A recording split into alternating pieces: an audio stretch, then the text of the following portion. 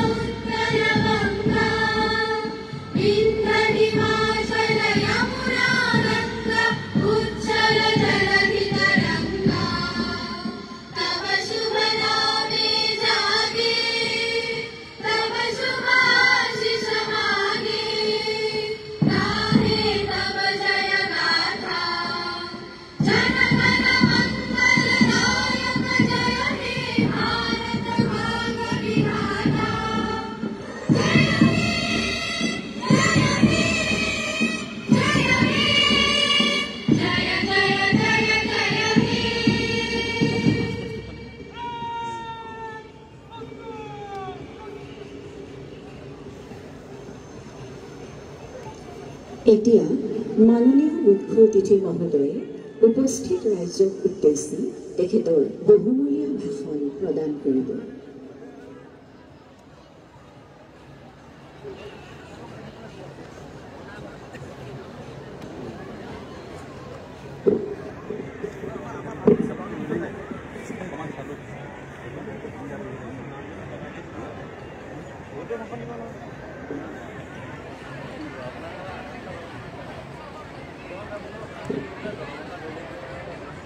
সংখ্যক স্বাধীনতা দিৱস উপলক্ষে লখিমপুৰত আয়োজিত আজিৰ এই কাৰ্যসূচীত উপস্থিত থকা লখিমপুৰ বিধানসভা সমষ্টিৰ সন্মানীয় বিধায়ক মানৱ ডেকা ডাঙৰীয়া,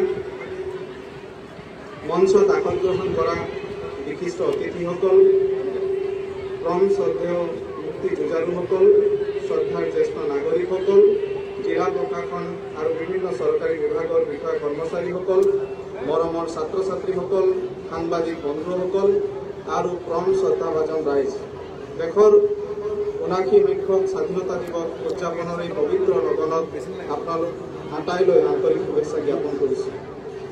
এই পবিত্ৰ উপলক্ষত জাতিৰ পিতা মহাত্মা গান্ধীকে ধৰি স্বাধীনতা ৰণত চৰম ত্যাগ কৰা মুক্তি যুঁজাৰুসকলৰ প্ৰতি গভীৰ শ্ৰদ্ধা নিবেদন কৰিছোঁ। এই সুযোগতে মই দেশৰ অখণ্ডতা সাৰ্বভৌমত্ব ৰক্ষাৰ বাবে প্ৰাণ আহুতি দিয়া সামৰিক আৰু অসামৰিক প্ৰতিৰক্ষা বাহিনীৰ শ্বহীদ জোৱানসকলৰ প্ৰতি গভীৰ শ্ৰদ্ধাঞ্জলি জ্ঞাপন কৰিছোঁ।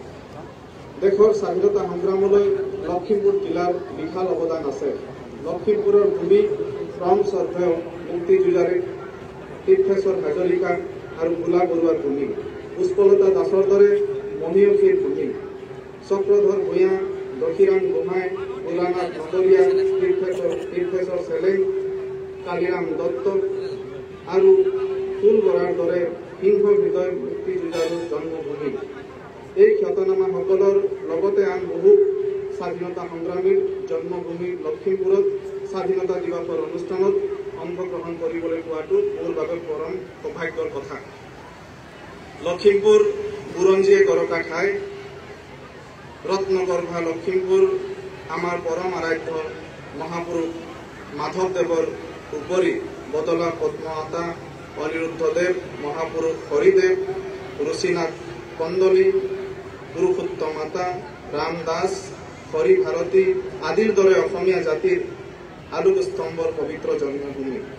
অসম সাহিত্য সভাৰ প্ৰথমগৰাকী সভাপতি ৰায় বাহাদুৰ পদ্মনাথ গোহাঁই বৰুৱা, বিশ্বনাৰায়ণ শাস্ত্ৰী, হোমেন বৰগোহাঁইকে আদি কৰি অসমীয়া সাহিত্যৰ কেইবাগৰাকী মহান কাণ্ডাৰীক